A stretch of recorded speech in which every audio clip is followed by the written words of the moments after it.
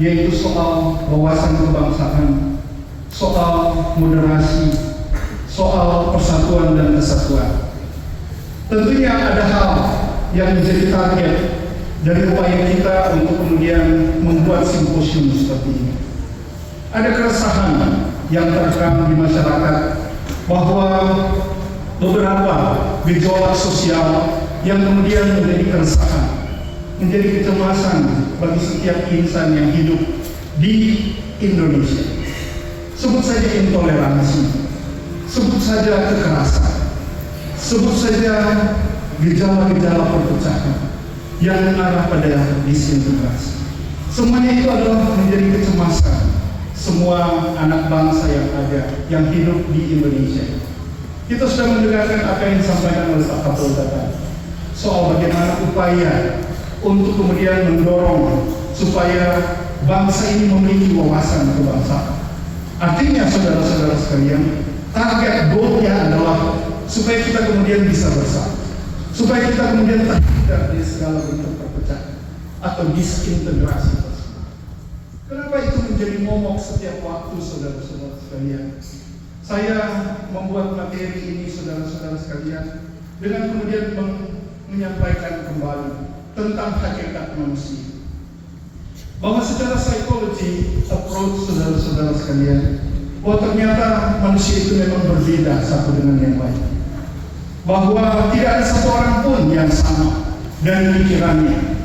Tidak ada satu orang pun yang kemudian sama perasaannya.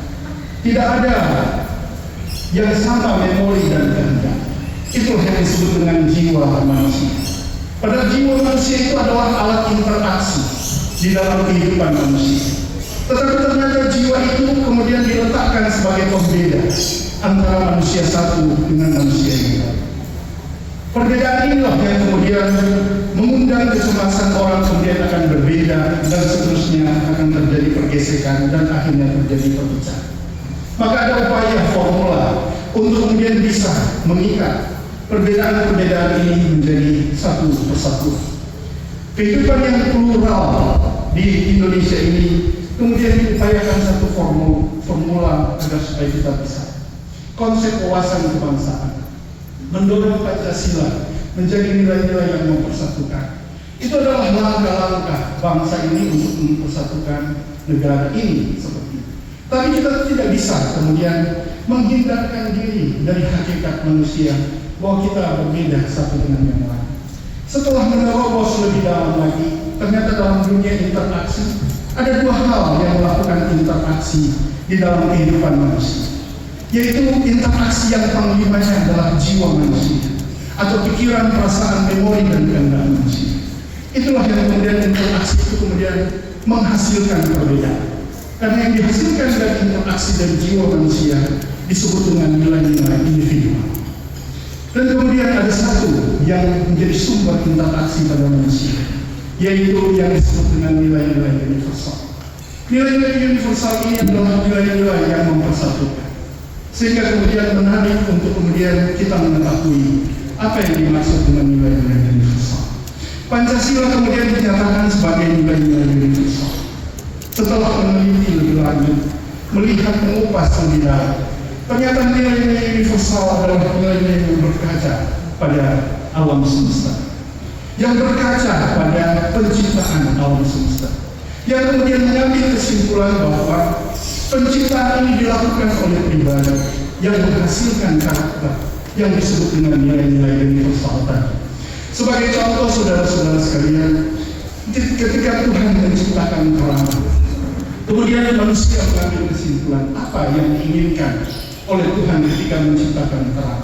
Ternyata fungsi dari terang itu adalah untuk mengurai kegelapan, agar supaya manusia bisa hidup di alam semesta yang gelap ini. Karena memang pada dasarnya pendekatan ilmiah awal dari penciptaan itu diawali dengan kegelapan.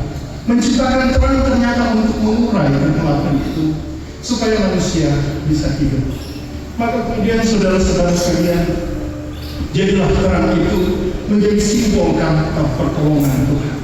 Sehingga seperti Yesus disimbolkan sebagai terang dunia, dia menolong manusia. Itulah karakter yang disebut karakter yang berkaca pada nilai-nilai penciptaan atau nilai-nilai universal.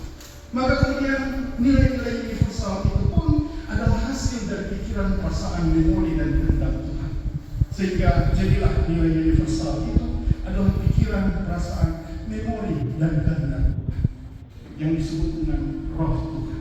Roh Tuhan itu kemudian saudara-saudara sekalian diawali dalam cerita tentang penciptaan ketika Tuhan meniupkan roh. Ketika Tuhan meniupkan rohnya pada Adam, maka bangkitlah kehidupan pada Adam. Akibatnya saudara-saudara sekalian, setelah ada kehidupan, kami para dokter meneliti apa yang terjadi setelah kehidupan datang. Ternyata saudara-saudara, bekerjalah yang disebut dengan organ-organ vital, yang menghasilkan yang disebut dengan vital sign. Vital sign itu adalah nilai-nilai atau vital sign itu adalah tanda-tanda kehidupan. Tanda-tanda kehidupan itu saudara-saudara sekalian, itu kemudian ditampilkan dengan bekerjanya jantung, darah berjalan, refleks saraf bekerja, dan juga saudara-saudara sekalian paru-paru bernafas secara spontan. Orang kemudian bertanya-tanya, dari mana asal pergerakan ini yang menghadirkan kehidupan? Maka setelah itu kemudian ada energi yang besar. Kemudian disebutlah roh Tuhan yang diberikan oleh Tuhan dalam cerita tadi. Kemudian menghadirkan kehidupan dengan bekerja secara energi. Harper, ahli biochemistry, mengatakan bahwa jika dihitung saudara-saudara sekalian, setiap sel di tubuh manusia itu mengandung minus 0,24 mikrovolt. Yang artinya jika dikumpulkan sekaligus, kita bisa menyalakan lampu satu kota Melomani, bahkan satu tahun, untuk satu orang saja. Untuk itu saudara-saudara sekalian, ternyata roh itu bekerja secara energis yang menghasilkan kehidupan. Tetapi roh itu adalah pikiran, perasaan, memori, dan kehendak Tuhan. Maka kemudian dia pun memiliki karakter-karakter. Maka kemudian karakter itu menjadi karakter dasar manusia ketika manusia itu hidup. Ternyata nilai universal itu adalah karakter Tuhan yang sudah ada pada manusia. Manusia satu dengan manusia yang lain adalah memiliki roh yang sama, yaitu roh Tuhan. Sehingga ketika kita berbicara soal nilai universal, maka di situ kita saling mengerti dan memahami.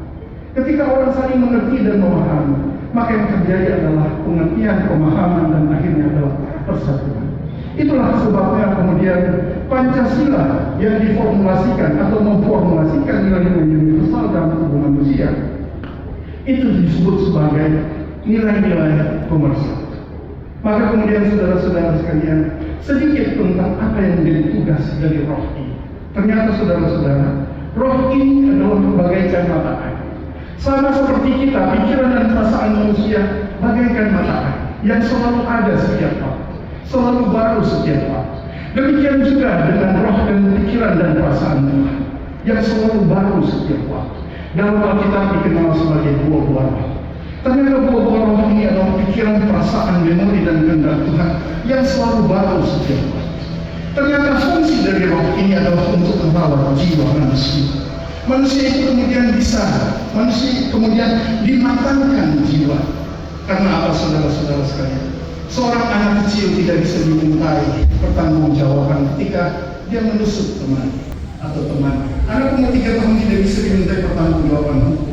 Karena apa saudara-saudara? Jiwanya belum matang. Ternyata hal inilah yang kemudian menjadi pertanyaan. Siapa yang mematangkan jiwa? Maka kemudian korelasinya dengan nilai-nilai universal tadi, bahwa nilai-nilai universal inilah yang mematangkan jiwa manusia. Seorang anak yang kemudian bertumbuh menjadi dewasa, artinya jiwanya menjadi dewasa, itu kemudian di-feeding oleh roh tadi yang menjadi nilai-nilai dasar manusia. Kita tidak pernah diajarkan tentang cinta kasih.